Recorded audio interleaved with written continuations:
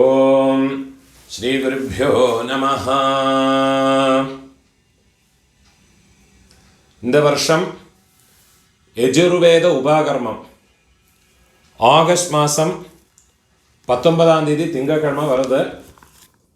யஜுர்வேதிகளெல்லாம் இந்த வீடியோவை பார்த்து யஜுர்வேத உபாகர்மாவை உங்களோட சௌகரியம் போல பண்ணிக்கோங்க. எஸ்பெஷலி வெளியூரில் இருக்கிறவாளுக்கு, வாத்தியார் கிடைக்காத இடங்களில் இருக்கிறவாளுக்கெல்லாம் இந்த வீடியோ யூஸ்ஃபுல்லாக இருக்கும். இந்த வீடியோ பார்த்து ஃபாலோ பண்ணிக்கோங்க. அதே மாதிரி இந்த வீடியோவை உங்களோட பந்து மித்ராதிகளோட எல்லாம் கொஞ்சம் ஷேர் பண்ணினா எல்லாருக்கும் எங்கேயாரும் சௌகரியமாக இருக்கும். முடிஞ்ச அளவுக்கு இந்த வீடியோ வந்து ஷேர் பண்ணிட்டு விடுங்க.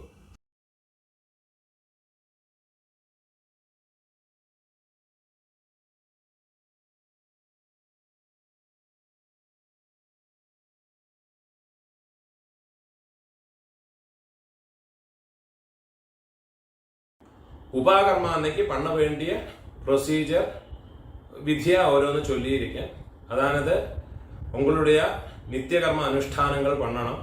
அதானது பிரம்மச்சாரிகள் வந்து காத்தாலே எழுந்திருந்து குளிச்சு சந்தியாந்தரம் பண்ணி சமிதாதானம் பண்ணி க்ஷவரம் பண்ணிக்கணும். க்ஷவரம் பண்ணினதுக்கு அப்புறமா குளிச்சு விட்டு பூணால் மாற்றினதுக்கு அப்புறமா காமமன்யு ஜபம், காமோகார்ஷியர் ஜபம் பண்ணணும். அதுக்கப்புறமா மாத்தியானிகம் பண்ணி பிரம்மயஜம் பண்ணி உபாகர்மம் பண்ணணும். கிரகஸ்தாலெல்லாம் வந்து காத்தால எழுந்திருந்து குளிச்சு சந்தியாவந்தனம் பண்ணி மாத்தியானிகம் பண்ணி சந்தியாவந்தனம் பண்ணி காமமன்யு ஜபம் பண்ணி மாத்தியானிகம் பண்ணி பிரம்மயஜத்திலேருந்து ஆரம்பித்து உபாகர்மம் பண்ணணும். இதில் நித்தியகர்ம அனுஷ்டானங்களான சந்தியாவந்தனமோ சமிதாதானமோ மாத்தியானிகமோ ஒன்றும் இந்த வீடியோவில் நான் போட்டுட்டில்ல. அது ஞாபகமாக பண்ணிக்க வேண்டியது.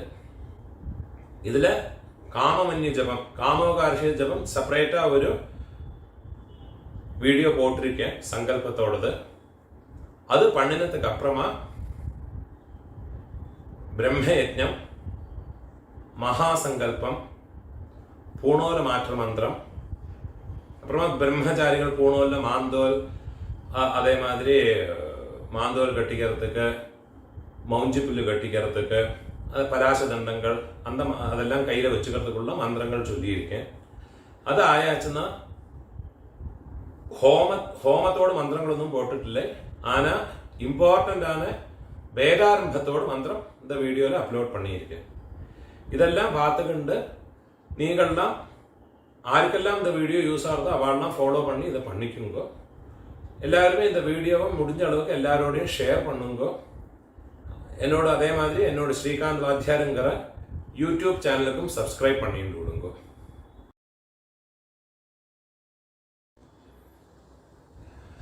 ஆவணி ஆவட்டத்துக்கு எடுத்து வச்சுக்க வேண்டிய ஐட்டங்கள், உபாகர்மாவுக்கு எடுத்து வச்சுக்க வேண்டிய ஐட்டங்கள்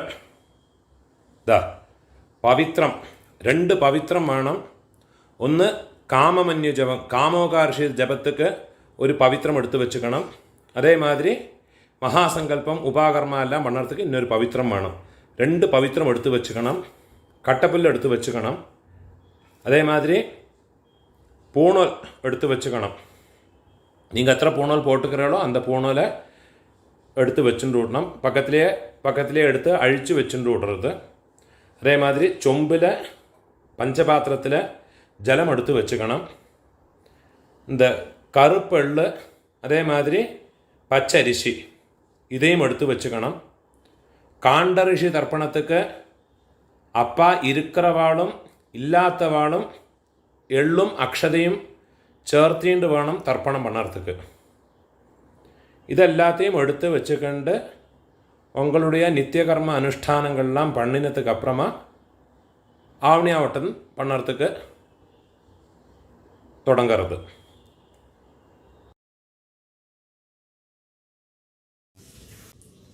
பிரம்மயஜம் வந்து டெய்லியே பண்ண வேண்டிய காரியமாக்கும். கார்த்தாலே எழுந்திருந்து குளித்து சந்தியாவந்தனம் பண்ணி மாத்தியானிகம் பண்ணினதுக்கு அப்புறமா பிரம்மயஜம் பண்ண வேண்டியதாக்கும். உபாகர்மா அன்னைக்கு உங்களுடைய நித்தியகர்ம அனுஷ்டானங்கள்லாம் பண்ணிவிட்டு ஃபஸ்ட்லேயே பிரம்மயஜத்திலேருந்து உபாகர்மா தொடங்கிறது. பிரம்மயஜம் பண்ணுறதுக்கு பஞ்சபாத்திரம், சொம்பு, தாம்பாளம் இது மட்டும் இருந்தால் போதும். പവിത്രമോ ദർഭയോ ഒന്നും ആവശ്യമില്ല. മുതല്ല ആചമനം എണ്ണിക്കണം. ഓം അച്യുതായ നമഃ, ഓം അനന്തായ നമഃ, ഓം ഗോവിന്ദായ നമഃ, കേശവ നാരായണ, മാധവ ഗോവിന്ദ, വിഷ്ണു മധുസൂദന, ത്രിവിക്രമ വാമന, ശ്രീധര ഋഷികേശ, പത്മനാഭ ദാമോദര. സങ്കല്പം എണ്ണിക്കണം. ശുക്ലാം ദരധരം വിഷ്ണും ശശിവർണം ചതുർഭുജം പ്രസന്ന വദനം ധ്യായേത് സർവവിഘ്ന ഉപശാന്തയേ. പ്രാണായാമം എണ്ണിക്കണം. ഓം ഭൂഃ, ഓം ഭുവഃ, ഓം സുവഃ, ഓം അഹഃ, ഓം ജനഃ, ഓം തപഃ, ഓം സത്യം, ഓം തത്സവിതുർവരേണ്യം ഭർഗോ ദേവസ്യ ധീമഹി ധിയോ യോ നഃ പ്രചോദയാത്. ഓമാപഃ ജ്യോതിരസഃ അമൃതം ബ്രഹ്മ ഭൂർഭുവഃ സുവരോം. ഓം ഓം ഓം. മമോ സങ്കല്പം മണ്ണിക്കുമ്പോൾ മമോപാത്ത സമസ്ത ദുരിതക്ഷയദ്വാര ശ്രീ പരമേശ്വര പ്രീത്യർത്ഥം ബ്രഹ്മയജ്ഞം കരിഷ്യേ. ബ്രഹ്മയജ്ഞേന യക്ഷ്യേ വിദ്യുദസി വിദ്യമേ പാപ്മാനം ഋതാത് സത്യം ഉപൈമേ. கையில் ஒரு உதிரணி ஜலத்தை எடுத்துக்கிண்டு உங்களுடைய கையை இந்த மணிக்கண்டுக்கு கீழேந்து ரிஸ்ட்டுக்கு கீழேந்து கையை ரெண்டையும் தொடச்சிக்கணும். ஓம் பூஹ தத்சவிதுர்வரேண்யம், ஓம் புவஹ भर्गो देवस्य धीमहि ओम सुवः धियो यो नः प्रचोदयात्. ओम भूः तत्सवितुर्वरेण्यं भर्गो देवस्य धीमहि ओम भुवः धियो यो नः प्रचोदयात्. ओम सुवः तत्सवितुर्वरेण्यं भर्गो देवस्य धीमहि धियो यो नः प्रचोदयात्. ओम अग्निमीले पुरोहितं यज्ञस्य देवं ऋत्विजं होतारं रत्नधातमं. ओम इषेत्वा ऊर्जेत्वा वायवस्था उपायवस्था देवो वः सविता प्रार्पयत श्रेष्ठतमाय कर्मणे.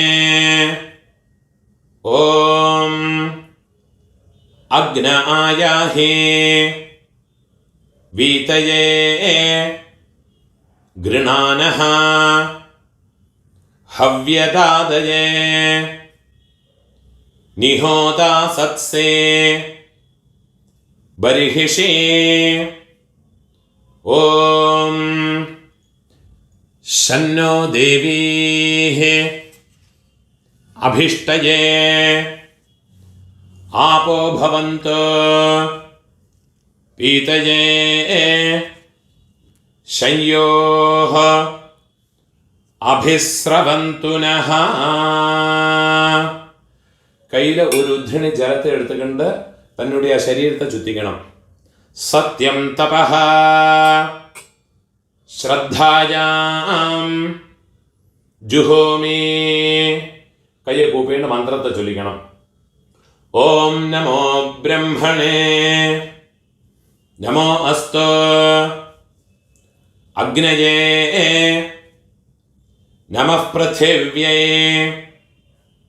നമ ഓഷധീഭ്യഃ നമോ വാചേ നമോ വാചസ്പതയേ നമോ വിഷ്ണവേ ബൃഹതേ കരോമി.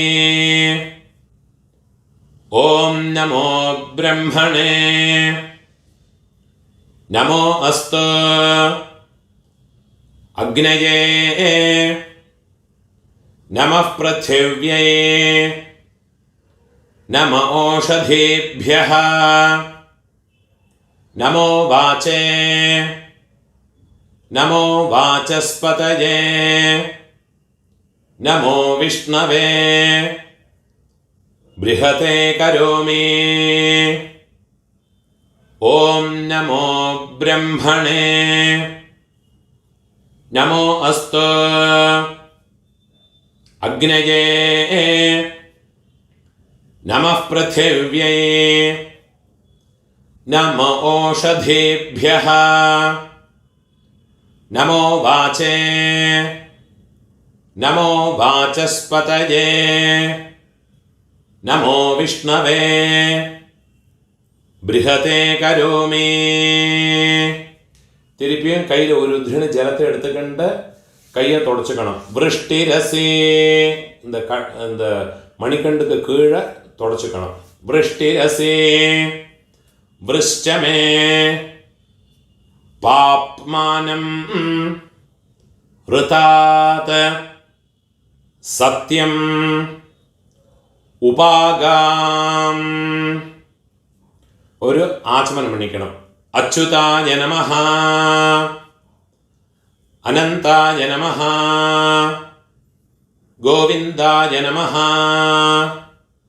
കേശവ നാരായണ മാധവ ഗോവിന്ദ വിഷ്ണു മധുസൂദന ത്രിവിക്രമ വാമന ശ്രീധര ഋഷികേശ പത്മനാഭ ദാമോദര.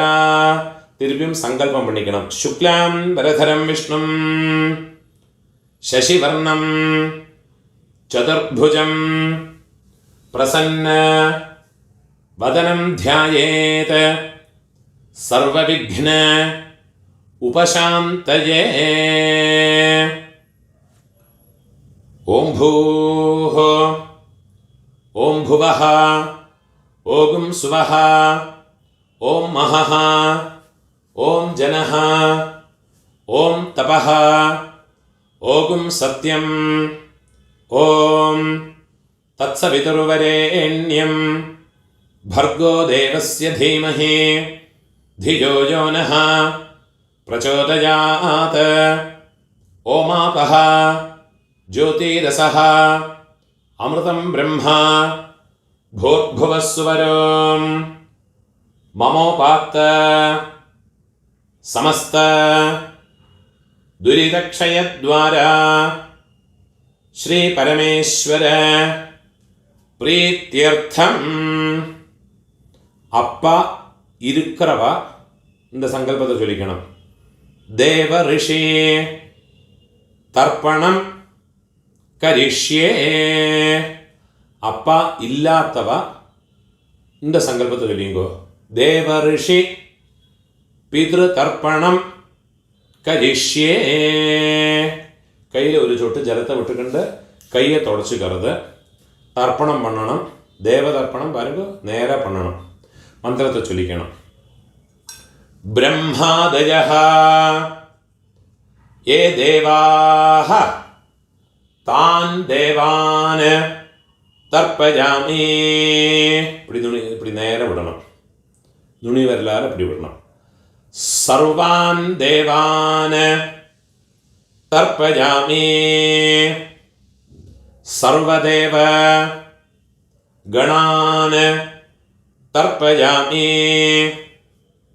सर्वदेव पत्नीः तर्पयामि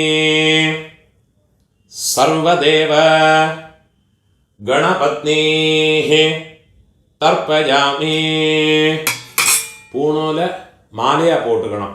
பூணூல் தான் இதே மாதிரி மாலை மாதிரி போட்டுக்கணும். ஓரோ தர்ப்பணமும் 2 வாட்டி பண்ணணும். பண்ணுற போது தான் இப்படி பண்ணணும்.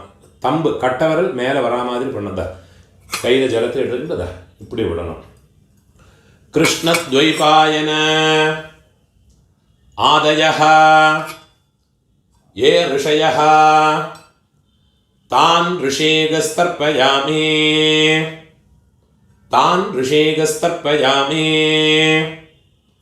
सर्वान् ऋषेगस्तर्पयामि सर्वान् ऋषेगस्तर्पयामि सर्वर्षे गणागस्तर्पयामि सर्वर्षे गणागस्तर्पयामि सर्वर्षे पत्नीस्तर्पयामि सर्वर्षे पत्नीस्तर्पयामि सर्वर्षे गणपत्नीस्तर्पयामि सर्वर्षे गणपत्नीस्तर्पयामि प्रजापतिं काण्डऋषिं तर्पयामि प्रजापतिं काण्डऋषिं तर्पयामि सोमं काण्डऋषिं तर्पयामि सोमं काण्डऋषिं तर्पयामि अग्निं काण्डऋषिं तर्पयामि अग्निं काण्डऋषिं तर्पयामि विश्वान् देवान् काण्डऋषीन् तर्पयामि विश्वान् देवान् काण्डऋषीन् तर्पयामि सांहितीः देवताः उपनिषदः तर्पयामि सांहितीः देवताः उपनिषदः तर्पयामि याज्ञिकीः देवताः उपनिषदः तर्पयामि याज्ञिकीः देवताः उपनिषदः तर्पयामि वारुणीः देवताः उपनिषदः तर्पयामि वारुणीः देवताः उपनिषदः तर्पयामि கையில் ஜலத்தை எடுத்துட்டு இந்த உள் கையால் இப்படி விடணும். பிரம்மாணம் ஸ்வயம்புவம் தர்ப்பயாமி 2 வாட்டி. பிரம்மாணம் ஸ்வயம்புவம் தர்ப்பயாமி விஸ்வான் தேவான் காண்டऋषीन् तर्पयामि विश्वान् देवान् काण्डऋषीन् तर्पयामि अरुणान् काण्डऋषीन् तर्पयामि अरुणान् काण्डऋषीन् तर्पयामि सदसस्पतिं तर्पयामि सदसस्पतिं तर्पयामि ऋग्वेदं तर्पयामि ऋग्वेदं तर्पयामि यजुर्वेदं तर्पयामि यजुर्वेदं तर्पयामि सामवेदं तर्पयामि सामवेदं तर्पयामि अथर्वणवेदं तर्पयामि अथर्वणवेदं तर्पयामि इतिहास पुराणं तर्पयामि इतिहास पुराणं तर्पयामि कल्पं तर्पयामि कल्पं தர்ப்பயாமி. அப்பா இருக்கிறவாளெல்லாம் பூணோல வலம் போட்டுக்கொண்டு ஒரு ஆச்சமனம் பண்ணிக்கணும். அப்பா இல்லாதவாளெல்லாம் பூணோல இடம் போட்டுக்கணும் பிதிரு தர்ப்பணத்துக்கு. பிதிரு தர்ப்பணம் பண்ணும்போது இந்த கட்டவிரல் வழி அப்படி மறைச்சு விடணும். கட்டவிரலுக்கும் இந்த பெருவிரலுக்கும் நடுவில் அப்படி மறைச்சு விடணும். சோம பித்ருமான் யமஹ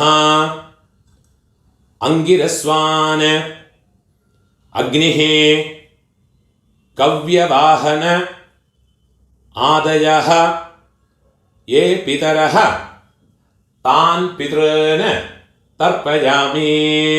மூணு வாட்டி தர்ப்பணம் பண்ணணும். தான் பித்ருன தர்ப்பயாமி, தான் பித்ருன தர்ப்பயாமி, சர்வான் பித்ருன தர்ப்பயாமி, சர்வான் பித்ருன தர்ப்பயாமி, சர்வான் பித்ருன தர்ப்பயாமி, சர்வபித்ரு கணாகஸ்தர்ப்பயாமி, சர்வபித்ரு கணாகஸ்தர்ப்பயாமி, சர்வபித்ரு கணாகஸ்தர்ப்பயாமி, சர்வபித்ரு பத்னிஸ்தர்ப்பயாமி, சர்வபித்ரு பத்னிஸ்தர்ப்பயாமி, சர்வபித்ரு பத்னிஸ்தர்ப்பயாமி, சர்வபித்ரு गणपत्नीस्तर्पयामि, सर्वपितृ गणपत्नीस्तर्पयामि, सर्वपितृ गणपत्नीस्तर्पयामि. ऊर्जं वहन्तीः अमृतं घृतं पयः कीलालं परिश्रुतं स्वधास्त तर्पयतु मे देवर्षि पितॄन् तृप्यत तृप्यत तृप्यत. ജലത്തെ ഫുള്ളാக വിട്ടു വിടരുത്. പൂണോല ബലം പോട്ടുക്കണം.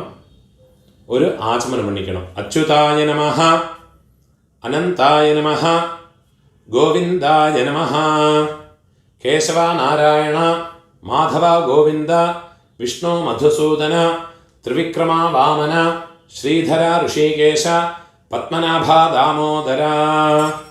കയ്യിൽ 2 ഉദ്ധിണി ജലത്തെ എടുത്തുക്കണം. അപ്പ ഇരിക്കുന്നവാളും ഇല്ലാത്തവാളും കയ്യിൽ 2 ഉദ്ധിണി ജലത്തെ വിട്ടുക്കരുത്. ഓം തത്സത് ബ്രഹ്മാർപ്പണമസ്തു. இதுதான் யஜுர்வேதிகளுக்குண்டான பிரம்மயஜ்ஞம்.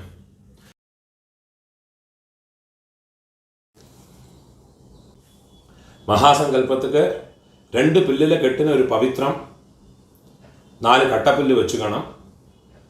മുതല്ല ആചമനം പണിക്കണം. ഓം അച്യുതായ നമഃ, ഓം അനന്തായ നമഃ, ഓം ഗോവിന്ദായ നമഃ, കേശവ നാരായണ മാധവ ഗോവിന്ദ, വിഷ്ണു മധുസൂദന, ത്രിവിക്രമ വാമന, ശ്രീധര ഋഷികേശ, പത്മനാഭ ദാമോദര. പെരിയവാട് മനസ്സിൽ പ്രാർത്ഥന പണിയുണ്ട്. പവിത്രത്തെ പോട്ടുക്കണം. ഓം വൃദ്ധ്യാസ്മഹവ്യേർനമസോപസദ്യ മിത്രം ദേവം മിത്രധേയന്നോ വസ്തു അനുരാധാൻ ഹവിഷാ വർദ്ധയന്തഃ ശതം ജീവേമ ശരദഃ സവീരാഃ. പവിത്രത്തെ റൈറ്റ് ഹാൻഡിൽ റിംഗ് ഫിംഗറിൽ പോട്ടുകരുത്. 2 ദർഭയെ കാലുകടിയിൽ ഒക്കാതും இருக்கிற இடத்துல போட்டுக்கிறது. ദർഭേശ്വാസീനഃ. கொஞ்சம் ജലത്തെ തൊട്ട് കൈ ആരംഭിക്കരുത്. ദർഭാം ധാരയമാണഃ. 2 ദർഭയെ പവിത്രത്തോടെ ചേർത്ത് ഫോൾഡ് പണി വെച്ചുക്കണം. സങ്കല്പം പണിക്കണം. ഹരി ഓം ശുക്ലാം വരധരം വിഷ്ണും ശശിവർണം ചതുർഭുജം പ്രസന്ന വദനം ധ്യായേത് സർവവിഘ്ന ഉപശാന്തയേ. പ്രാണായാമം പണിക്കണം. ഓം ഭൂഃ, ഓം ഭുവഃ, ओम सुवः ओम महः ओम जनः ओम तपः ओम सत्यम् ओम तत्सवितुर्वरेण्यं भर्गो देवस्य धीमहि धियो यो नः प्रचोदयात् ओमापः ज्योतिरसः अमृतं ब्रह्मा भूर्भुवस्वरो சங்கல்பம் பண்ணிக்கணும். ரைட் லேப்பில் கை எப்படி வச்சுக்கிண்டு வலது தொடை மேலே வச்சுக்கணும். மமோபாத்த समस्त दुरितक्षयद्वारा श्री परमेश्वर प्रीत्यर्थं तदेव लग्नं सुदिनं तदेव ताराबलं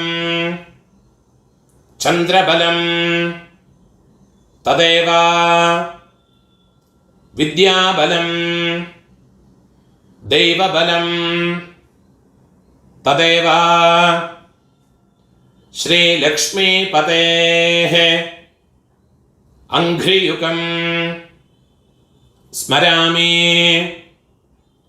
अपवित्रः पवित्रो वा सर्वावस्थां गतोऽपि वा यस्मरेत् पुण्डरीकाक्षं सबाह्य आभ्यन्तर शुचिः मानसं वाचिकं पापं कर्मणा समुपार्जितं श्रीराम स्मरणेनैव व्यपोहते न संशयः श्रीराम राम राम तिथिर्विष्णुः तथा वारः नक्षत्रं विष्णुरेव च योगश्च करणं चैव सर्वं विष्णुमयं जगत् श्री गोविंद गोविंद गोविंद आद्यश्री भगवतः आदिविष्णोः आदिनारायणस्य अचिन्त्यया अपरिमितया शक्त्या भ्रियमाणस्य महाजलौघस्य मध्ये परिभ्रम मानानाम् अनेककोटि ब्रह्माण्डानां मध्ये एकतमे अव्यक्त महत अहंकार पृथिवी आपः तेजो वायु आकाशाद्यैः आवरणैः आवृते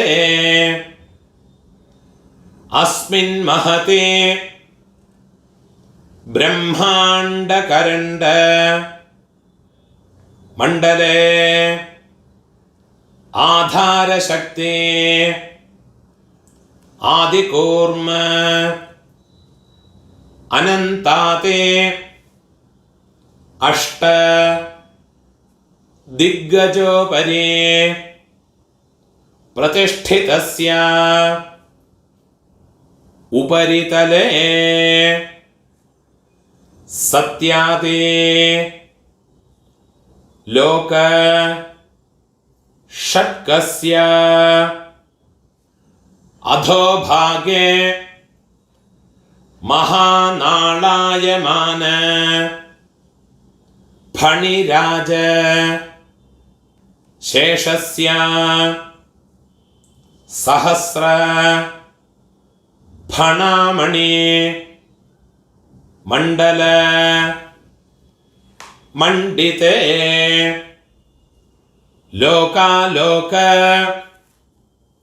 അചലേന പരിവൃതേ ദിഗ്ദന്തേ ശുണ്ഡാദണ്ഡ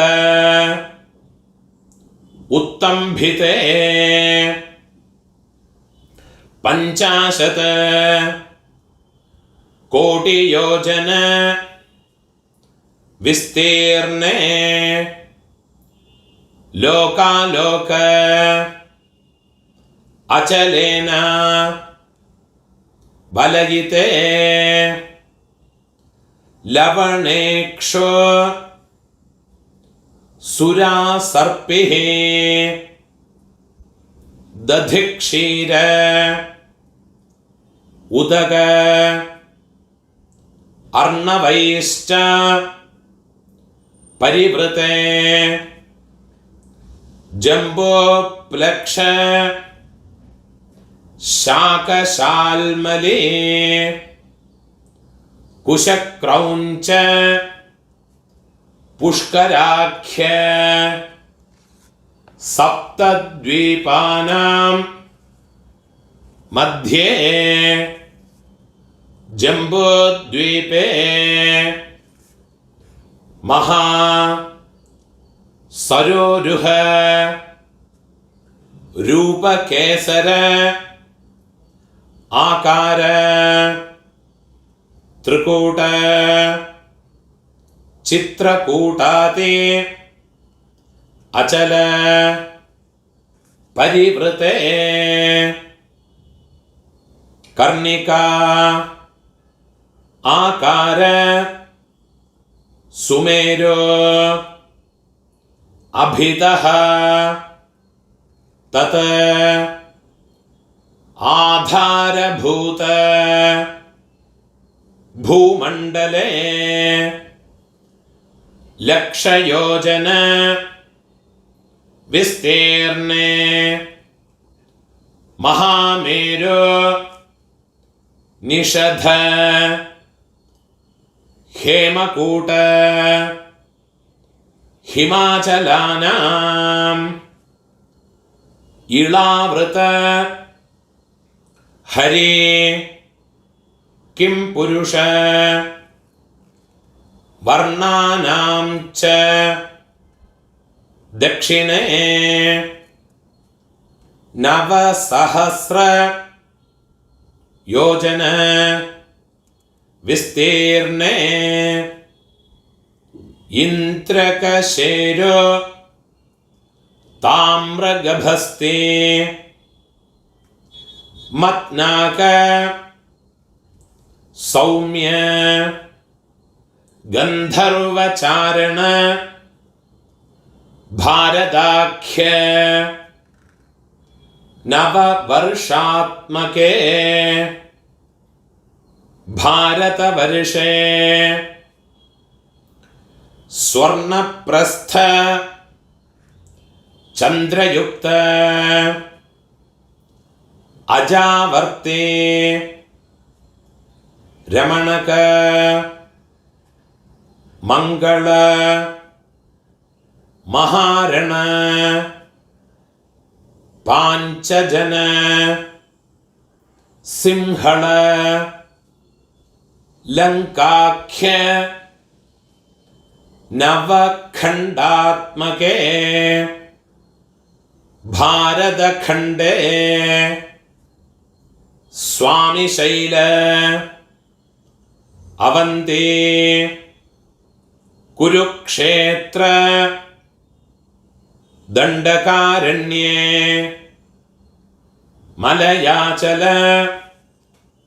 सम भूमध्य रेखायाः पूर्वदिग्भागे श्रीशैलस्य आग्नेय दिग्भागे श्रीराम सेतु गंगयोः मध्यप्रदेशे परशुराम क्षेत्रे सकल जगत् सृष्टुः परार्धद्वय जीविनः ब्रह्मणः प्रथमे परार्धे 50 अब्दात्मके अतीते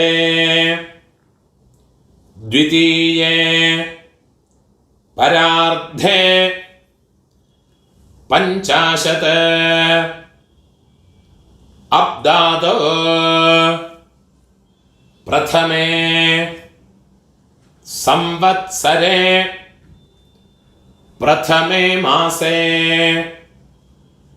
प्रथमे पक्षे प्रथमे दिवसे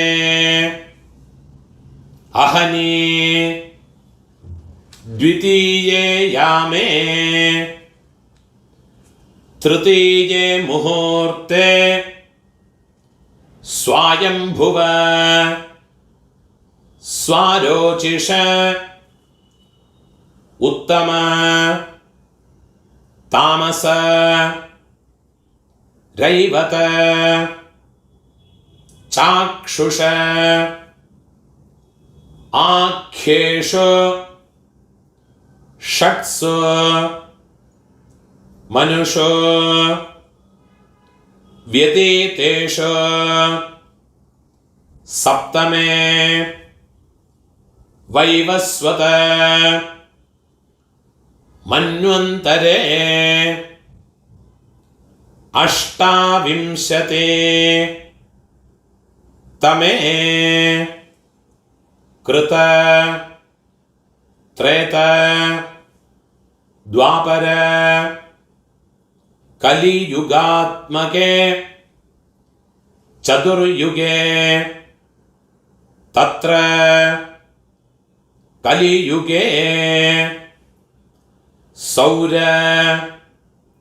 चांद्र सावन नक्षत्रमानैः अनुमिते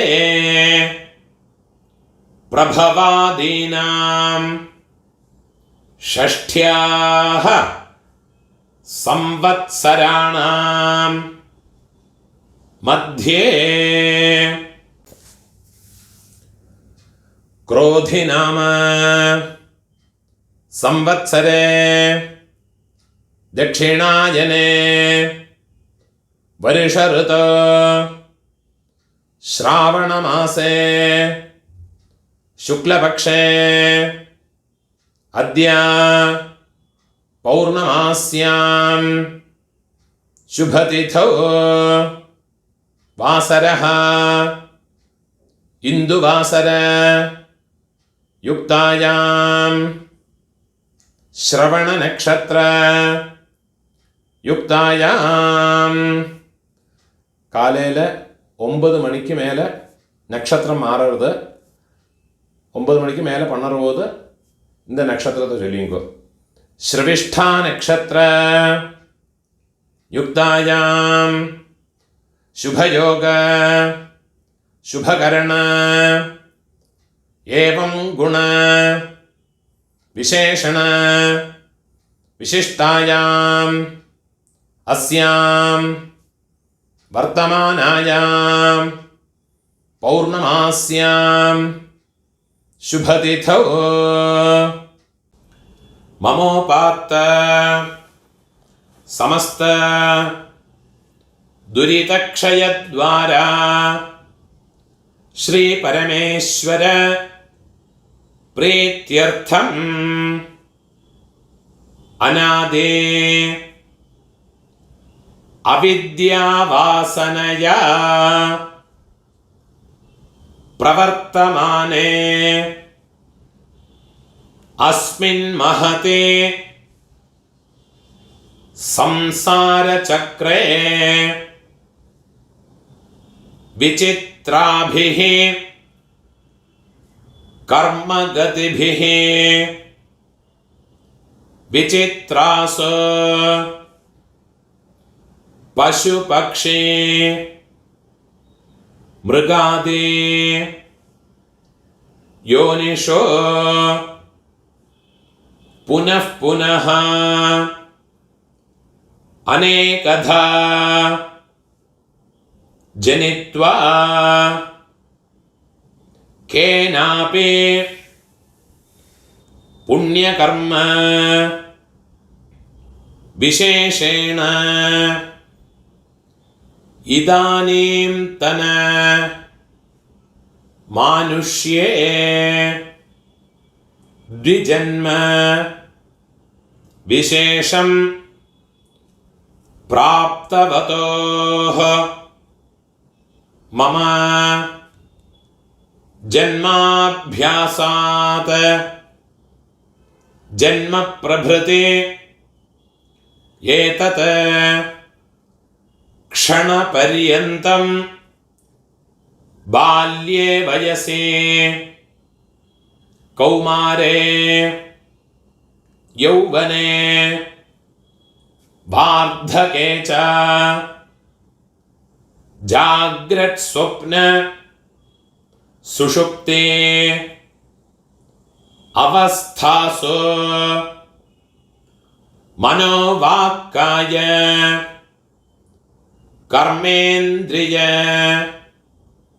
ज्ञानेन्द्रिय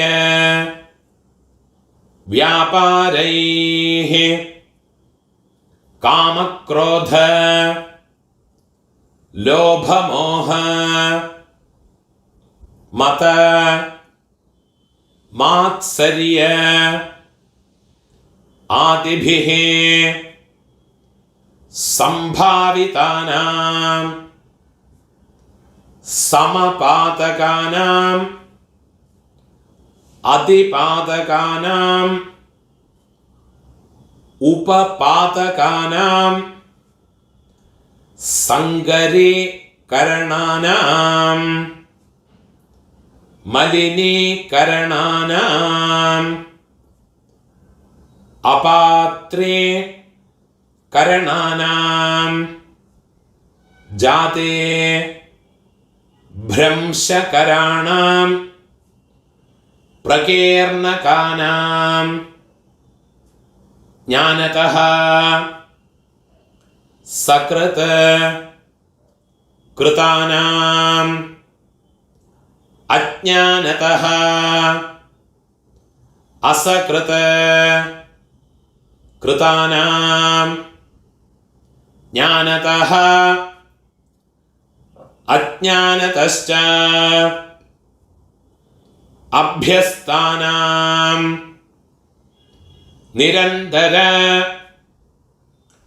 अभ्यस्तानां चिरकाल अभ्यस्तानां नवानां नवविधानां बहूनां बहुविधानां सर्वेषां पापानां सद्यः अपनोदनार्थम् अश्वत्थनारायण सन्निधौ देवब्राह्मण सन्निधौ त्रयस्त्रिंशत्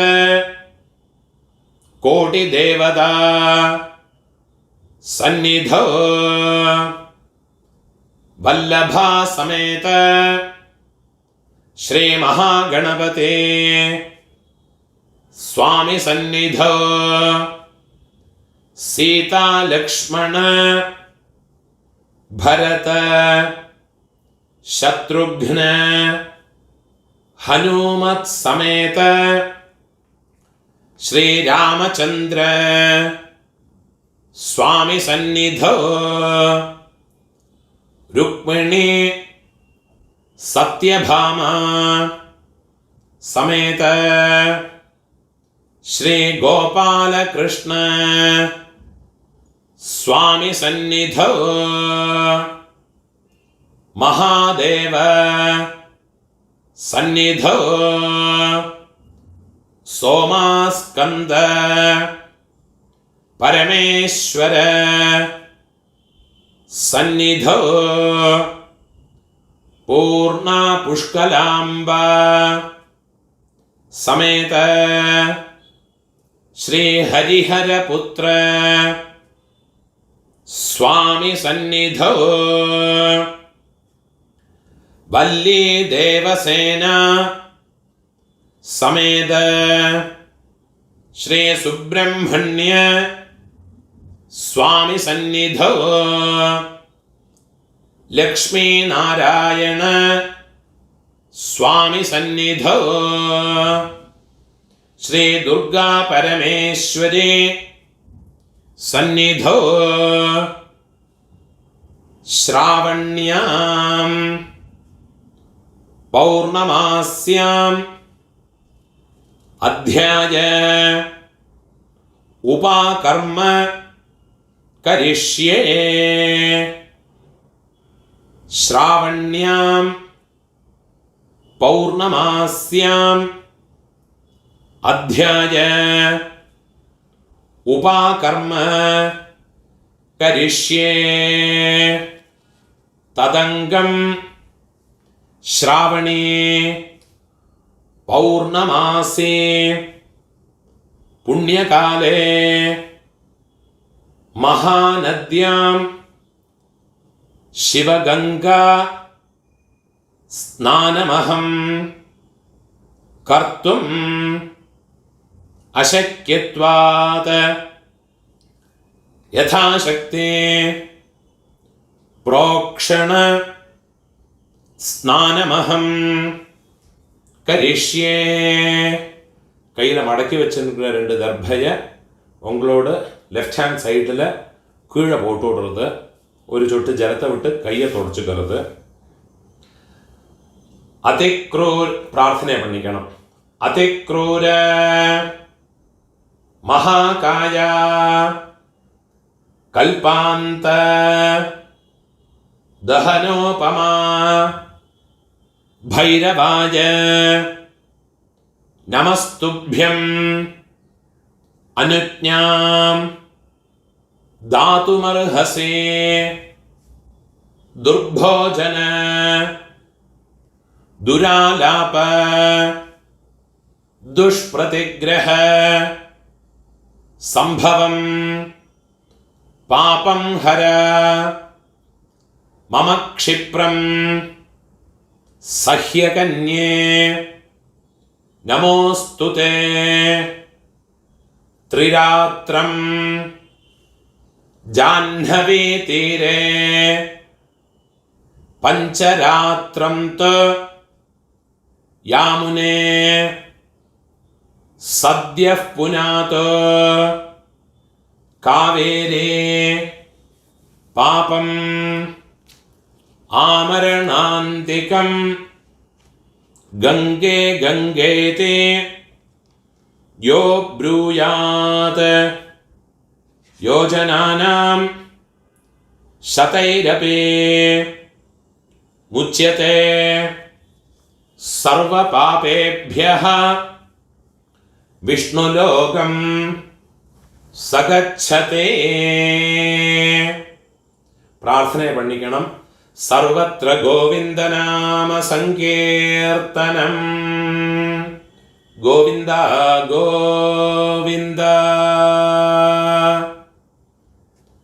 ഇത് മഹാസങ്കല്പമായെടുത്ത് அந்த പവിത്രത്തെ അഴിച്ച് വലത് കാതിൽ വെച്ചുക്കണം. അതില്ലാട്ട ഒരു തട്ടിൽ വെച്ചുവിടരുത്. സ്നാനം பண்ண விசேஷமாக்கும். ஸ்நானம் பண்ண முடிஞ்சுன்னா ஸ்நானத்தை பண்ணிக்கணும். ஸ்நானம் பண்ண முடியாட்ட பஞ்சபாத்திரத்திலேருந்து ஜலத்தை எடுத்துக்கிண்டு പ്രോക്ഷണം பண்ணிக்கணும். ഓം ദധിക്രാ, പ്രോക്ഷണത്തിലുള്ള മന്ത്രത്തെ ചൊല്ലിക്കോ. ദധിക്രാവിണ്ണോ അകാരിഷം ജിഷ്ണോരശ്വസ്യ വാജിനഃ സുരഭിനോ മുഖാകരത് പ്രണ ആയോഗുംഷി താരിഷത് ആപോഹിഷ്ഠാമയോ ഭുവഃ താന ഊർജേ ദധാതന മഹേരണായ ചക്ഷസേ യോ വശിവതമോ രസഃ തസ്യ ഭാജയതേ ഹനഃ ഉശതീരിവ മാതരഃ തസ്മാ അരംഗമാമവഃ. കാൽമുട്ടിലെ പ്രോക്ഷണം பண்ணிக்கணும். യസ്യ ക്ഷയായ ജിന്വഥ ആപോ ജനയഥാ ജനഃ. കയ്യിൽ ഒരു ചുട്ട് ജലത്തെ എടുത്തിട്ട് ശരീരത്തെ ചുറ്റിക്കണം. ഭോർഭുവസ്സുവഃ, ഒരു ആചമനം பண்ணிக்கணும். അച്യുതായ നമഃ, അനന്തായ നമഃ, ഗോവിന്ദായ നമഃ, കേശവ നാരായണ, മാധവ ഗോവിന്ദ, വിഷ്ണു മധുസൂദന, ത്രിവിക്രമ വാമന, ശ്രീധര ഋഷികേശ, പത്മനാഭ ദാമോദര.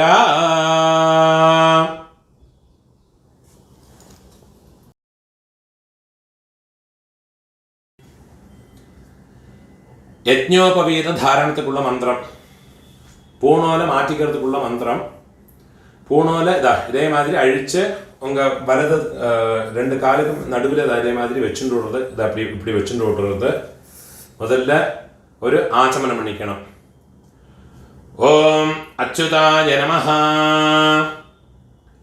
ஓம் அனந்தாய நமஹ, ஓம் கோவிந்தாய நமஹ, കേശവ നാരായണ, മാധവ ഗോവിന്ദ, വിഷ്ണു മധുസൂദന, ത്രിവിക്രമ വാമന, ശ്രീധര ഋഷികേശ, പത്മനാഭ ദാമോദര. സങ്കല്പം പണിക്കണം. ശുക്ലാം വരധരം വിഷ്ണും ശശിവർണം ചതുർഭുജം പ്രസന്ന വദനം ധ്യായേത് സർവവിഘ്ന ഉപശാന്തയേ. പ്രാണായാമം പഠിക്കണം. ഓം ഭൂഃ, ഓം ഭുവഃ, ഓം സുവഃ, ഓം മഹഃ, ഓം ജനഃ, ഓം തപഃ, ഓം സത്യം, ഓം തത്സവിതുർവരേണ്യം ഭർഗോ ദേവസ്യ ധീമഹി ധിയോ യോ നഃ പ്രചോദയാത്. ഓമാപഃ ജ്യോതിരസഃ അമൃതം ബ്രഹ്മ ഭൂദ്ഭുവസ്സുവരോ. സങ്കല്പം പണിക്കണം. മമോപാത്ത സമസ്ത ദുരിതക്ഷയദ്വാര ശ്രീ പരമേശ്വര പ്രീത്യർത്ഥം ശ്രൗതസ്മാർത്ത വിഹിത സദാചാര നിത്യകർമ്മ അനുഷ്ഠാന യോഗ്യത സിദ്ധ്യർത്ഥം ബ്രഹ്മതേജഃ അഭിവൃദ്ധ്യർത്ഥം യജ്ഞോപവീത ധാരണം കരിഷ്യേ. കയ്യെ തുടച്ചുകരുത്. ഒരു ചൊട്ട് ജലത്തെ വിട്ടിട്ടുണ്ട്. കയ്യെ തുടച്ചുകരുത്. ദാങ്കി വെച്ചുകരുത്. ഓം കയ്യെ കൂപ്പിക്കണം ഫസ്റ്റ്. അസ്യ ശ്രീ യജ്ഞോപവീത ധാരണ മഹാമന്ത്രസ്യ. കയ്യെങ്കിൽ വെച്ചുക്കണം. പരബ്രഹ്മ ഋഷി. മൂക്ക് കീഴ ലിപ്സുക്ക് മേലെ ദയമാതിരി വെച്ചുക്കണം. തൃഷ്ടുപ് ഛന്ദ പരമാത്മാ ദേവത യജ്ഞോപവീത ധാരണേ വിനിയോഗ. പൂണോല ഇതേമാതിരി വെച്ചുക്കണം. ലെഫ്റ്റ് ഹാൻഡ് കീഴ്, റൈറ്റ് ഹാൻഡ് മേലെ ഇതേമാതിരി വെച്ചുക്കണം. ജലപാത്രത്തിന് മേലെയോ ഇല്ലാട്ടോ നമ്മളോട് റൈറ്റ് ലാപ്പ് വലത് തുടയ്ക്ക് മേലെയോ വെച്ചുക്കണം. ഓം യജ്ഞോപവീതം പരമം പവിത്രം പ്രജാപതേഃ യത്സഹജം പുരസ്താത് ആയുഷ്യം അഗ്രിയം പ്രതിമുഞ്ച ശുഭ്രം യജ്ഞോപവീതം ബലമസ്തു. പൂണല പോട്ടുണ്ടോടുന്നത് തേജഃ. ഓം ജലത്തെ തൊട്ട് കയ്യെ തുടച്ചിക്കരുത്. രണ്ടാമത് പൂണൽ എടുത്തുക്കരുത്. യജ്ഞോപവീതം പരമം പവിത്രം പ്രജാപതേഃ യത്സഹജം പുരസ്താത് ആയുഷ്യം അഗ്രിയം പ്രതിമുഞ്ച ശുഭ്രം യജ്ഞോപവീതം ബലമസ്തു തേജഃ. രണ്ടാമത് പൂണலையும் போட்டுண்டு ஓடுறது. മൂന്നാമത് പൂണൽ എടുത്തുക്കരുത് തിരുപ്പി. യജ്ഞോപവീതം പരമം പവിത്രം പ്രജാപതേഃ യത്സഹജം പുരസ്താത് ആയുഷ്യം അഗ്രിയം പ്രതിമുഞ്ച ശുഭ്രം യജ്ഞോപവീതം ബലമസ്തു തേജഃ. മൂന്നാമത് പൂണலையும் போட்டுண்டு ஓடுறது. ഒരു ആചമനം എണ്ണിക്കണം. അച്യുതായ നമഃ, അനന്തായ നമഃ, ഗോവിന്ദായ നമഃ, കേശവ നാരായണ, മാധവ ഗോവിന്ദ, വിഷ്ണു മധുസൂദന, ത്രിവിക്രമ വാമന, ശ്രീധര ഋഷികേശ, പത്മനാഭ ദാമോദര. പഴയ പൂണൽ എടുത്തു വിടുന്നത്. ഉപവീതം ഭിന്നതന്തു ജീർണം കശ്മലദൂഷിതം വിസൃജാമി നഹി ബ്രഹ്മവർച്ചഃ ദീർഘായുഃ അസ്തു മേ. இந்த പഴയ പൂണല ഉങ്ക ലെഫ്റ്റ് ഹാൻഡ് സൈഡിൽ പോട്ട് വിടുന്നത്. ഒരു ആചമനം എണ്ണിക്കണം. അച്യുതായ നമഃ, അനന്തായ നമഃ, ഗോവിന്ദായ നമഃ, കേശവ നാരായണ, മാധവ ഗോവിന്ദ, വിഷ്ണു മധുസൂദന, ത്രിവിക്രമ വാമന, ശ്രീധര ഋഷികേശ, പത്മനാഭ ദാമോദര. எப்பவுமே பூணல் போட்டுக்கிறது உங்களோட தொப்புளுக்கு ஈக்குவலாக தான் இருக்கணும். மேலேயும் வராது கீழேயும் வராது. சமம் நாபிக்கு சமமாக இருக்கணும் பூணல் போட்டுக்கிறது. அதுக்கு தகுந்த மாதிரி எல்லாரும் பூணலை அட்ஜஸ்ட் பண்ணிக்கோங்க.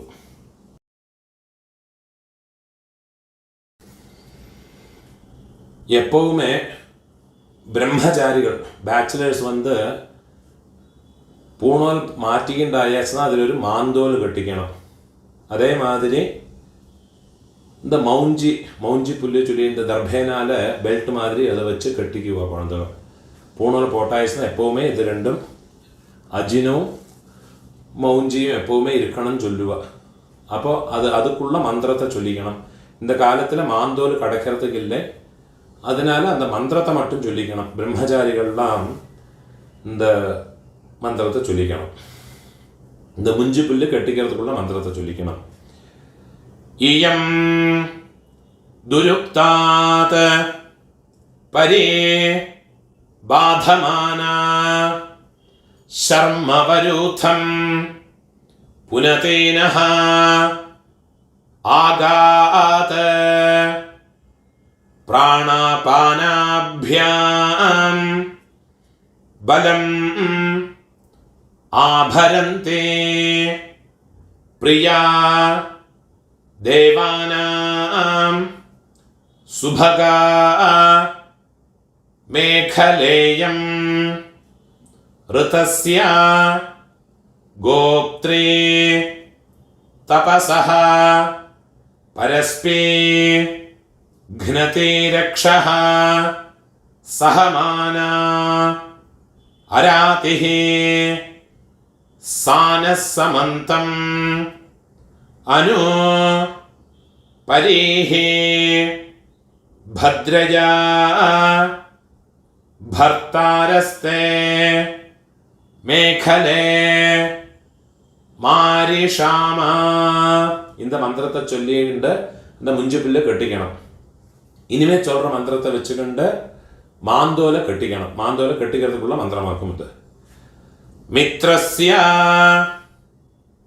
சக்ஷுः தருணம் பலீயः தேஜः யசஸ்வி ஸ்தவிரம் சமித்தம் அநாஹனஸ்யம் வசனம் ஜரிஷ்ணு பரீதம் வாஜி அஜினம் ததேஹம்.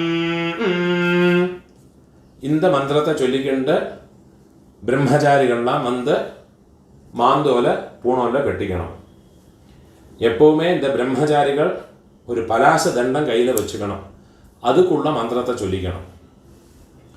சுஷ்ரவஹ சுஷ்ரவசம் மா குரு யதாத்வம் சுஷ்ரவஹ சுஷ்ரவாஹ அசி ஏவமஹம் சுஷ்ரவஹ சுஷ்ரவஹ பூயாசம்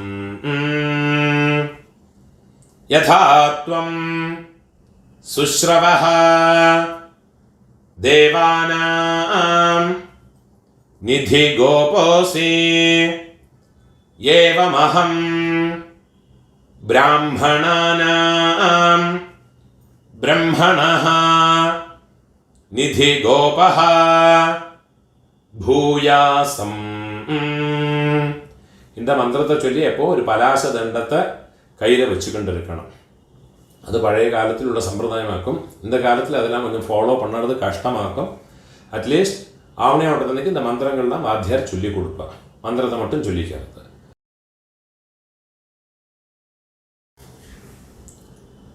இப்போ காண்ட ரிஷி தர்ப்பணத்துக்குள்ள மந்திரம். பவித்திரத்தை மோதிர விரல போட்டுக்கிறது. காண்ட ரிஷி தர்ப்பணத்துக்குள்ள சங்கல்பம் பண்ணிக்கணும். சுக்லாம் பரதரம் விஷ்ணும் சசிவர்ணம் சதுர்புஜம் பிரசன்ன வதனம் தியாயேத் சர்வவிக்ன உபசாந்தயே. பிராணாயாமம் பண்ணிக்கணும். ஓம் பூஹ ஓம் புவஹ ஓம் சுவஹ ஓம் மஹஹ ஓம் ஜனஹ ஓம் தபஹ ஓம் சத்யம் ஓம் தத்சவிதுர்வரேண்யம் भर्गो देवस्य धीमहि धियो यो नः प्रचोदयात्. ओमापः ज्योतिरसः अमृतं ब्रह्मा भूर्भुवस्सुवरो. சங்கல்பம் பண்ணிக்கணும்.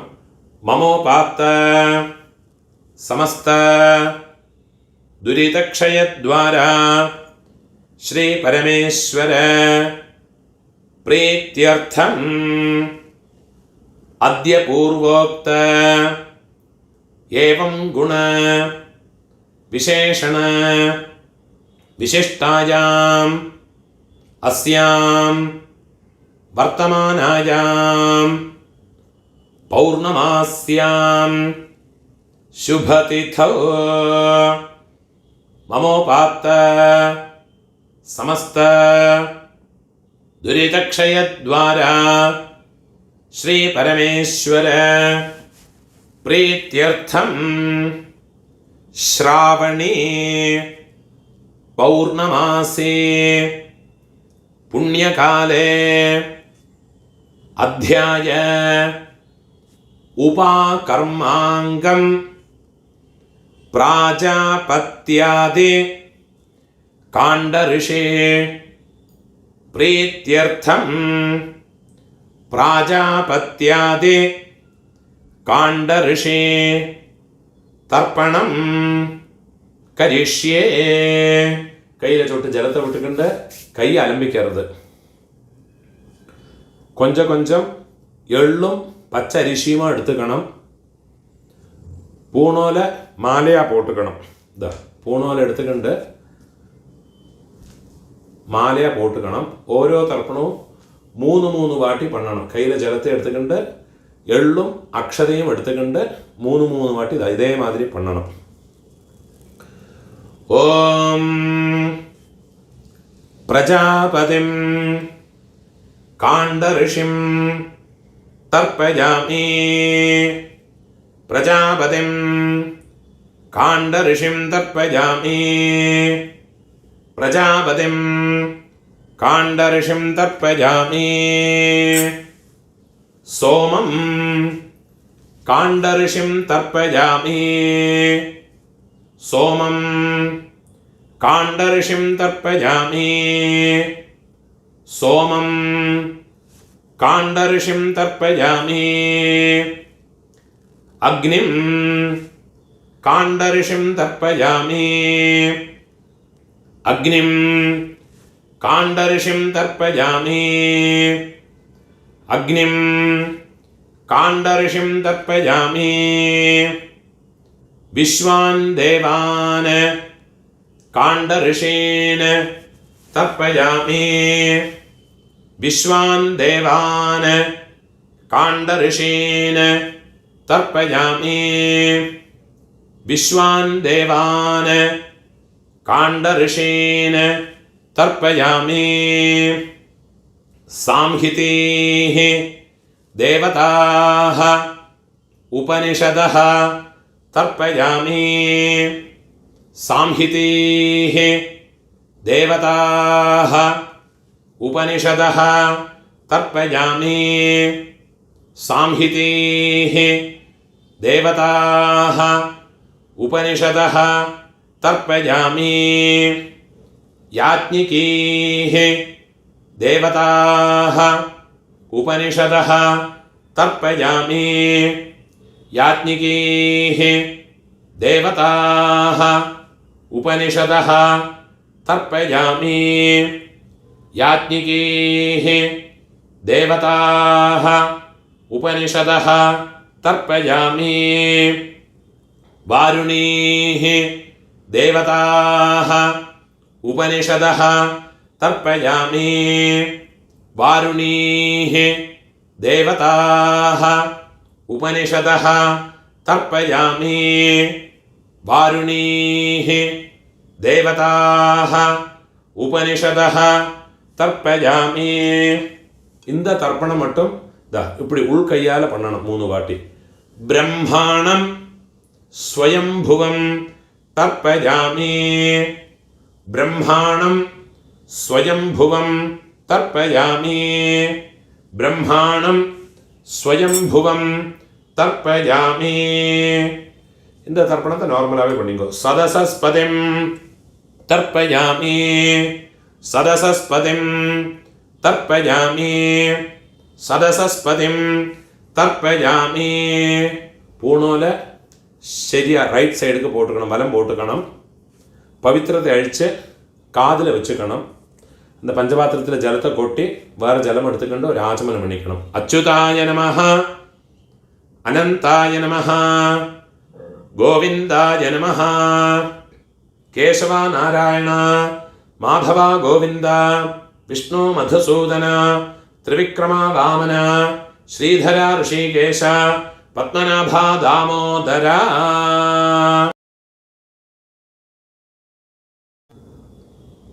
உபாகர்மால ஆவணியாவட்டத்தில் ரொம்ப முக்கியமான விஷயமாக்கும் வேதாரம்பம். அதானது இப்போ ரிஷி தர்ப்பணம் ஆனதுக்கு அப்புறமா யூஸ்வலாக பண்ணுற போது பிள்ளையார் பூஜையை பண்ணி புண்ணியாகவாஜனம் பண்ணி கலசத்தில் வருணன் வேதவியாசனர் எல்லாம் ஆவாகனம் பண்ணி ஷோடசோபச்சார பூஜையெல்லாம் பண்ணதுக்கு அப்புறமா அக்னி பிரதிஷ்டாபனம் பண்ணி அக்னிமுகம் பண்ணி ரிஷிகளுக்கு ஹோமத்தை பண்ணினதுக்கு அப்புறமா இந்த வேதாரம்பத்தை வாத்தியார் சொல்லிக் கொடுப்பா எல்லாருக்கும்.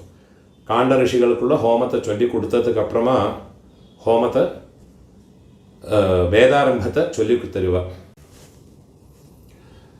வேதாரம்பத்துக்குள்ள மந்திரங்கள் பவித்திரம் கையில் போட்டுக்கிறத மந்திரத்தை சொல்லிக்கணும். ஓம் ஹரிஹி ஓம் நம சதசே நம சதசஹ பதயே நம சகீனாம் புரோகாணாம் சக்ஷுஷே நமோ திவே நம பிருத்திவ்யை ஹரிஹி ஓம். எழுந்திருந்து கிழக்க பார்த்து நமஸ்காரம் பண்ணிக்கணும். நமோ பிரம்மண்ய தேவாய கோ பிராமண ஹிதாய ச ஜகத்ஹிதாய கிருஷ்ணாய கோவிந்தாய நமோ நமஹ. ஒரு காயின்ஸை கையில் வச்சுக்கணும். அதில் ஒரு சொட்டு ஜலத்தை விட்டுக்கிறது. அசேஷே ஹே பரிஷத் பவத் பாதமூலே மயா சமர்ப்பிதாம் இமாம் தட்சிணாம். கீழே வச்சு விடுது, தட்சிணையை கீழே வச்சு விடுது. ஸ்வீகிருத்யா உங்களோட நட்சத்திரத்தை சொல்லிக்கோங்க. நக்ஷத்ரே ராசியை சொல்லிக்கணும். ராசோ ஜாதஸ்ய உங்களோட பேரை சொல்லிக்கோங்க. சர்மணஹ மம வேதாரம்பம் கர்த்தும் யோக்யதா சித்திம் அனுகிரகாண. உட்காந்துக்கிறது.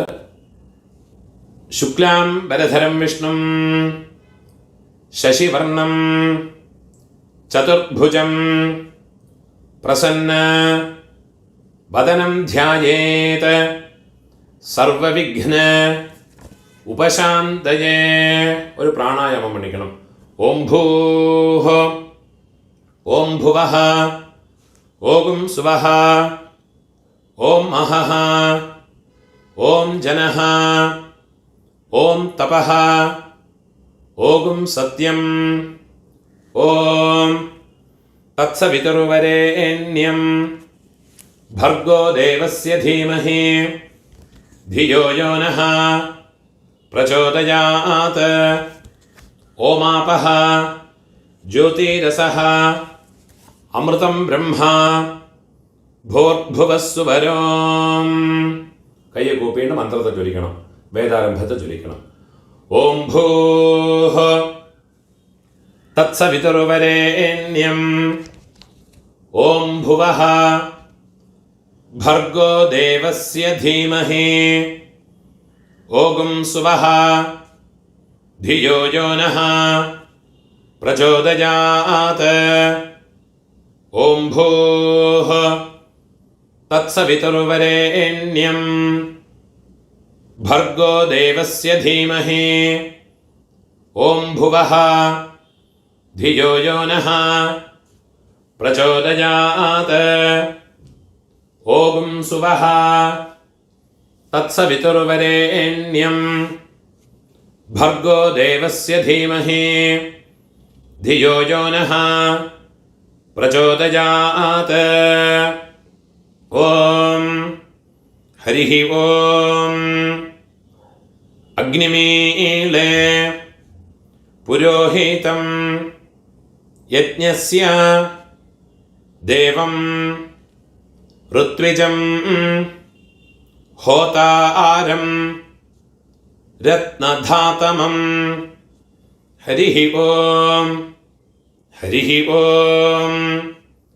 ഇഷയത്വാ ഊർജേത്വാ വായവസ്ഥ ഉപായവസ്ഥ ദേവോ വഹ സവിതാ പ്രാർപ്പയത് ശ്രേഷ്ഠതമായ कर्मण आप्यायध्वम् अग्नेयाः देवभागम् ऊर्जस्वतीः पयस्वतीः प्रजावतीः अनमीवा अयक्ष्माः मावः स्तेन ईशता मा अघशकुंसः रुद्रस्य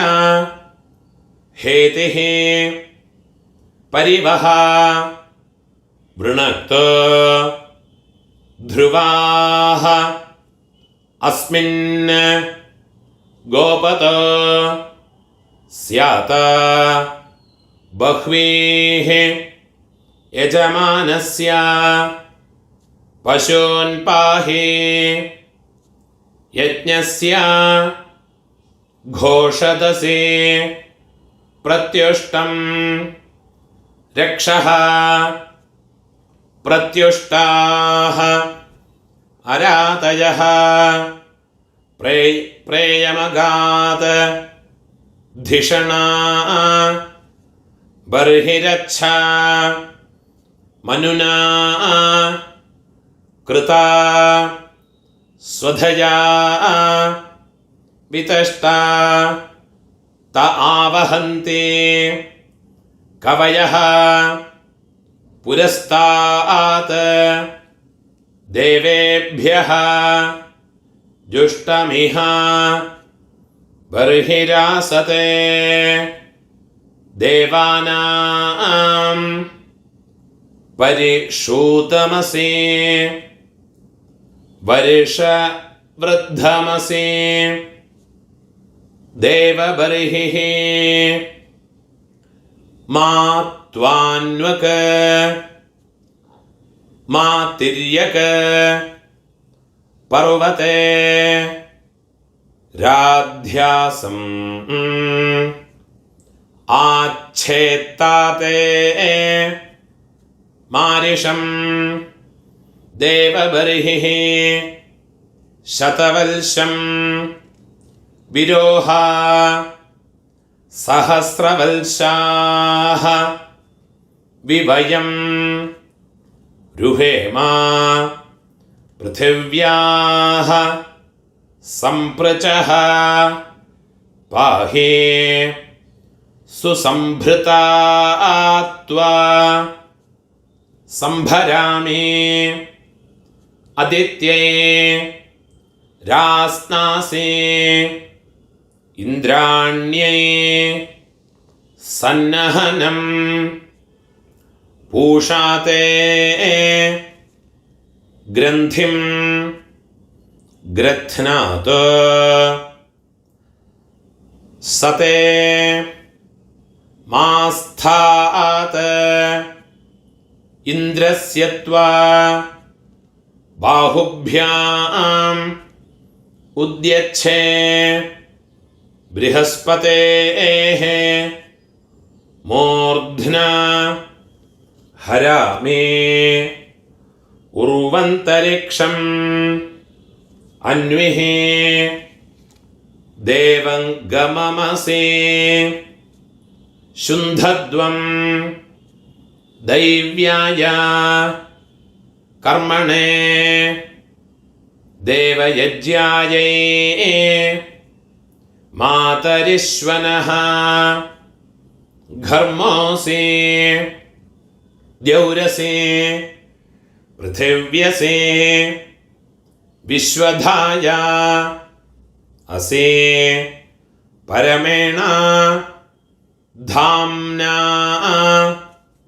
दृगुंहस्व माह्वाः वसूनां पवित्रमसि शतधारं वसूनां पवित्रमसि सहस्रधारं हुतस्तोकः हुतोद्रप्सः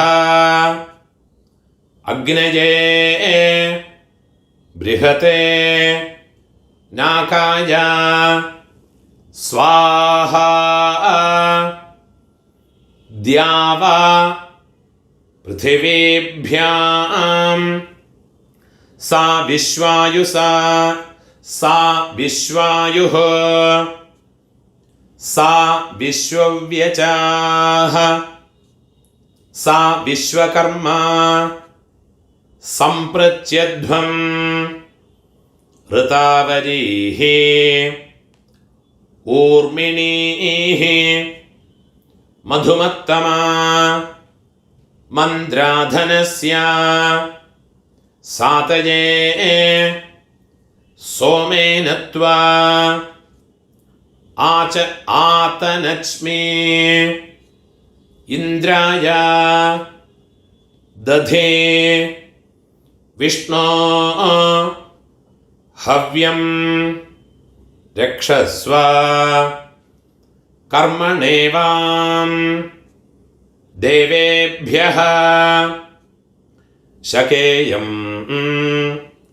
वेषायत्वा प्रत्युष्टं रक्षः प्रत्युष्टाः अरातयः धूरसे धूर्वा धूर्वन्तं धूर्वतं योऽस्मान् धूर्वते तं धूर्वा यं वयं धूर्वामः त्वं देवानामसि सस्नितमं पप्रितमं जुष्टतमं वह्नितमं देवहूतमम् अह्रुतमसि हविर्धानं दृगुंहस्व माह्वाः मित्रस्य त्वा चक्षुषा प्रेक्षे माभेर्मा संविक्था मा त्वा हिगुंसिषम् उरुवाताय देवस्य त्वा सवितुः प्रसवे अश्विनोः बाहुभ्यां पूष्णो हस्ताभ्याम् अग्नये जुष्टं निर्वपामि अग्नि सोमाभ्याम् इदं देवानाम् इदमुनः सहस्फात्यै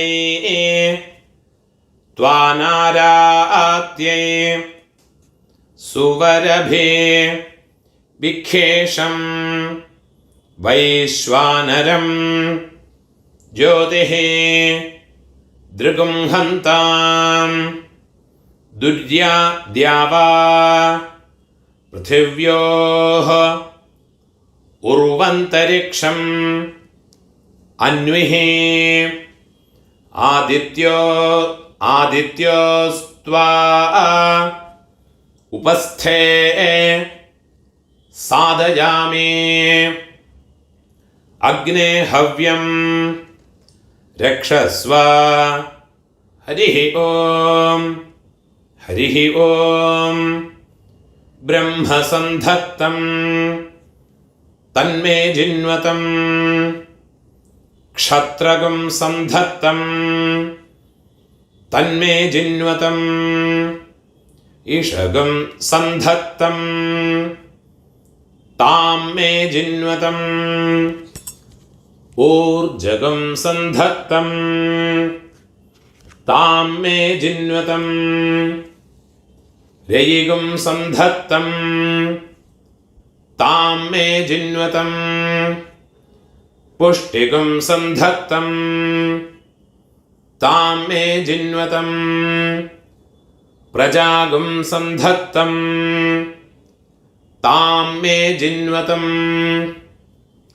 पशून् सन्धत्तं तान् मे जिन्वतं स्तुतोऽसि जनधाः देवास्त्वा शुक्रपाः प्रणयन्तो सुवीराः प्रजाः प्रजनयन्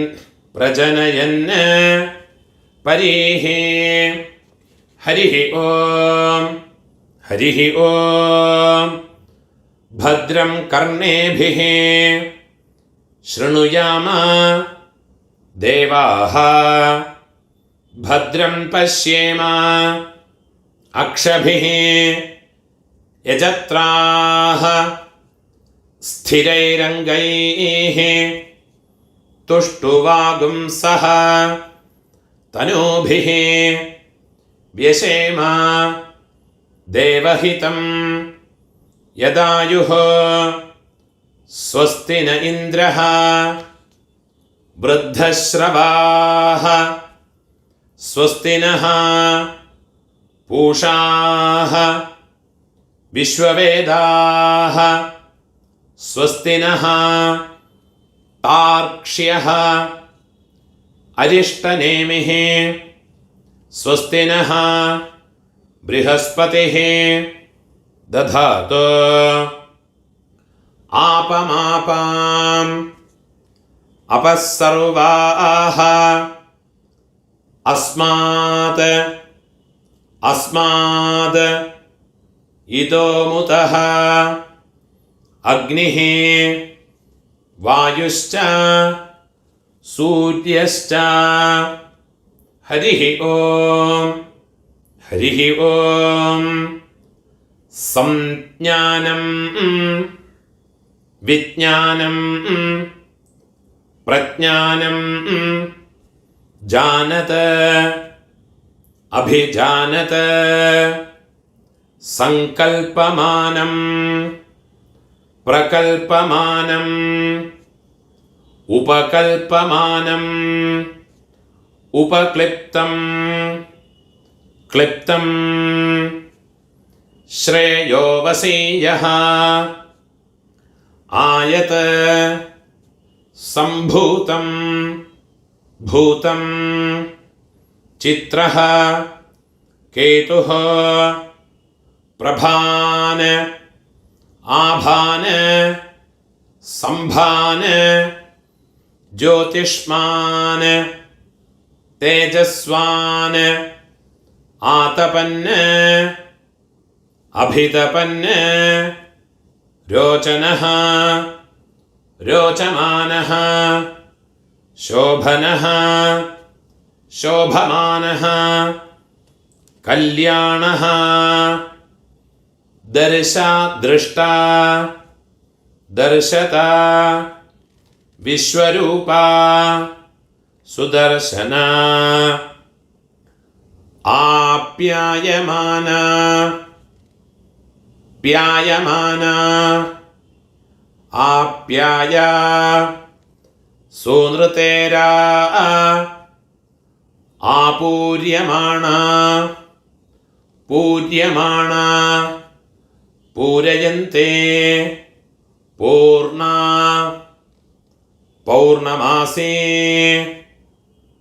दाता प्रदाता आनन्दो मोदः प्रमोदः आवेशयन् निवेशयन् संवेशनः सगुं शान्तः शान्तः हरिः ॐ प्रसुक्मन्ता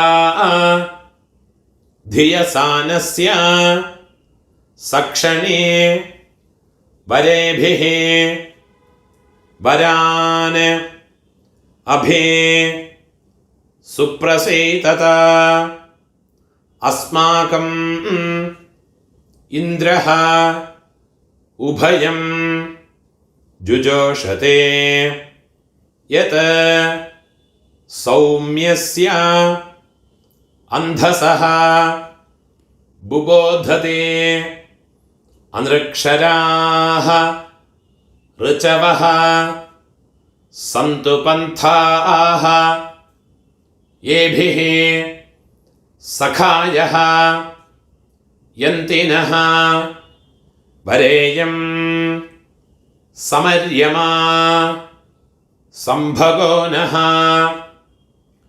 നിനീയാത് സഞ്ചാത് പത്യം സുയമം അസ്തു ദേവാഃ ഹരിഃ ഓം ഹരിഃ ഓം അഗ്ന ആയാഹി വീതയേ ഗൃണാനഃ ഹവ്യദാദയേ നിഹോതാ സത്സേ ബർഹിഷി ഹരിഃ ഓം ഹരിഃ ഓം ശന്നോ ദേവീഃ അഭിഷ്ടയേ ആപോ ഭവന്തു പീതയേ ശയ്യോഃ അഭിസ്രവന്തു നഃ ഹരിഃ ഓം ഹരിഃ ഓം അഥാതഃ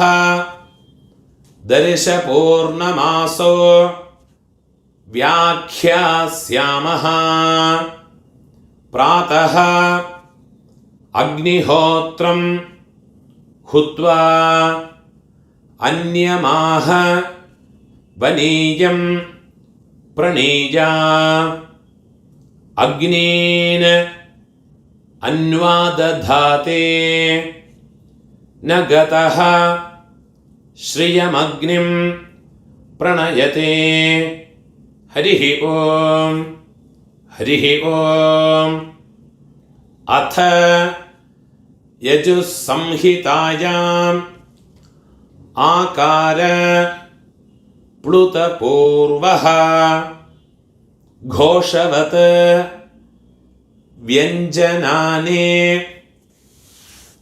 ഉത്തര ശസകാര പരഃ വിസർജനീയഃ യേഷു പദേഷു ലുപ്യത്തെ താനി പദാനി പ്രവക്ഷ്യാമി ഹരിഃ ഓം ഹരിഃ ഓം അഥ കർമാണി ആചാരാത് യാനി ഗൃഹ്യന്തെ ഉദഗയന പൂർവപക്ഷാഃ പുണ്യാഹേഷു കാര്യാണി യജ്ഞോപവീതിന പ്രദക്ഷിണം ഹരിഃ ഓം ഹരിഃ ഓം അഥ വർണ്ണ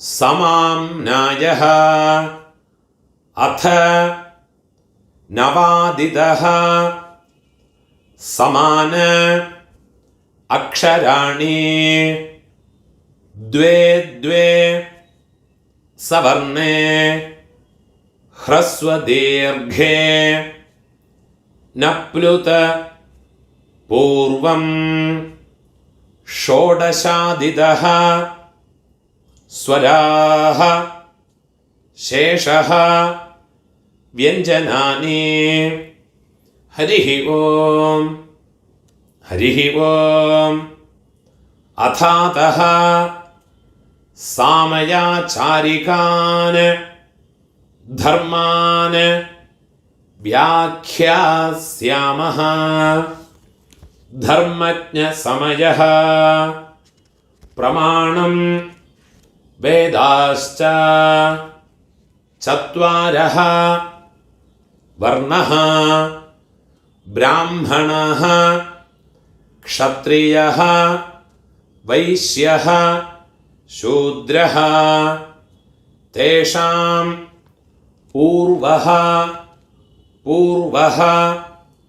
जन्मतः श्रेयान् हरिः ओम् हरिः ओम् येनाक्षर समाम्नाय अधिगम्य महेश्वरात् कृत्स्नं व्याकरणं प्रोक्तं तस्मै पाणिनये नमः हरिः ओम् हरिः ओम् आई उन्न ऋलक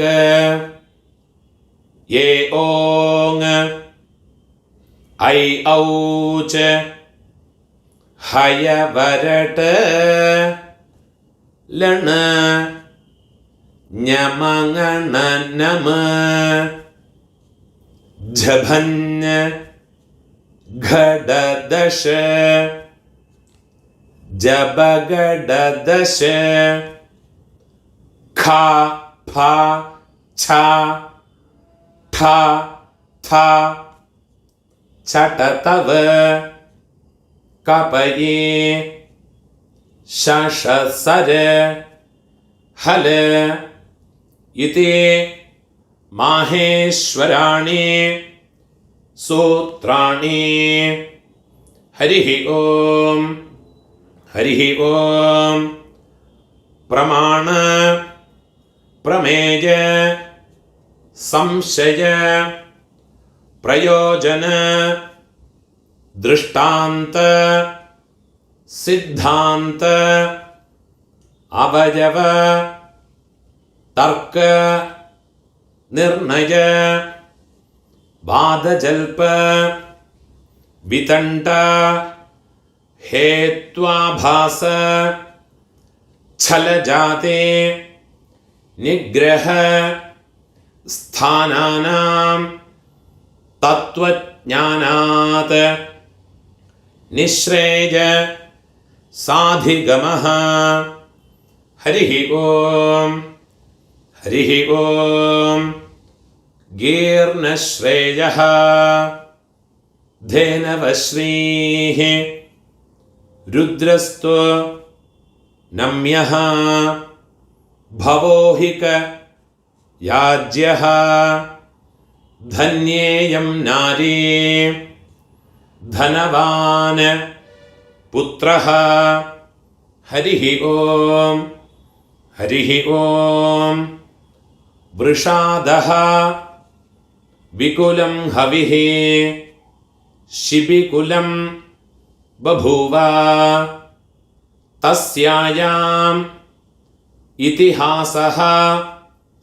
कुलविद्या बभूव हरिः ओम् हरिः ओम् अथातः धर्मजिज्ञासा हरिः ओम् हरिः ओम् अथातः ब्रह्मजिज्ञासा हरिः ओम् हरिः ओम् परित्राणाय साधूनां विनाशाय च दुष्कृतां धर्मसंस्था अपनार्थाय संभवामि युगे युगे हरिः ओम् हरिः ओम् ॐ नमो ब्रह्मणे नमो अस्तु अग्नये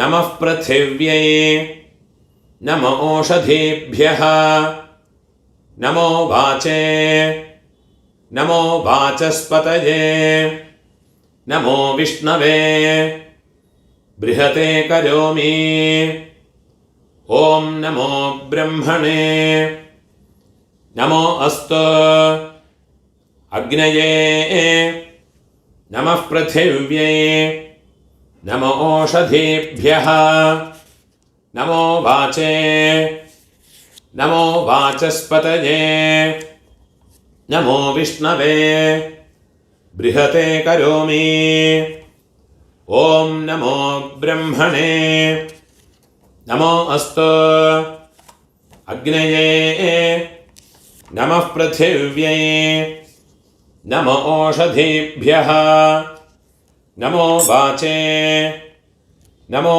வாசஸ்பதயே நமோ விஷ்ணவே बृहते करोमि ओम शांति शांति शांतिः हरि ओम तत्सत् ब्रह्मार्पणमस्तु இதுதான் வேதாரம்பம். இது முடிச்சதுக்கு அப்புறமா ஒரு தட்சிணையை கையில் எடுத்துக்கிறது, மந்திரத்தை சொல்லிக்கிறது, ஒரு சொட்டு ஜலத்தை விட்டுக்கிறது. ஹிரண்ய